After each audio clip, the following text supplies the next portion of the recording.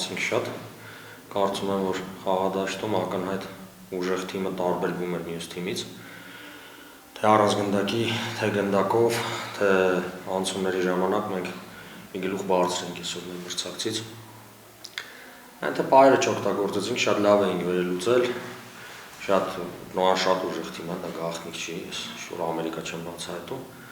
Այս կրկնում ենք ավելի ուժեղ էինք ու առհասարակ այս դիմակայությունում մենք էինք արժանի եզրափակիչում հայտնվելու խաղալու։ Ամեն դեպքում շնորհավորում եմ մրցակցին, ցանկանում եմ հաջողություն։ Անցեր Անգլիական առաջին խաղից հետո թեժ պայքար եք խոստանում եւ իսկապես այդ թեժ պայքարը տեսանք խաղադաշտում, իսկ ինչ կասեք դուք տեսաք խաղադաշտում թե ոչ եւ ասեք որ գոլային պայքարը չիրացվի, ձեր կարծիքով ինչ չհերկեց։ Այդ թեժ պայքարը մենք հաղթեցինք, ոչ միայն թեժ պայքար կար, այլ մենք ակնհայտորեն հաղթեցինք։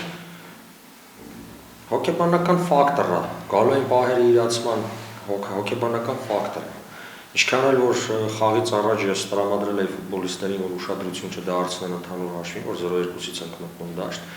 փոքրիչ լարվածություն ամեն դեպքում երևում էր այս գործողություններով, բայց ես գոհ եմ տղաներից, իրենք շատ լավ ֆուտբոլ խաղացին, սենց էլ է լինում, պատրաստվում ենք արդեն հաջորդ խաղին, որի դեպ նորից նոյի հետ է։ Գեորգյան,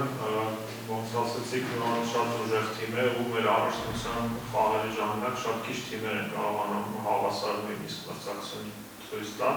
Մի փոքր մարշական առումով կբացեք, մեզ ինչ եք արել այսօր, որ ոչ միայն կարողացաք հաղթել, այլ նաև մրցակցին գրեթե զրկել պահեր ստեղծել հնարավորությունից։ Ոչ, որովհետև ամսի 4-ի պատրաստվում ենք իրենց կրկին հաղթել ու 3 միավոր վաստակել։ Անցեր Երկրորդ կեսում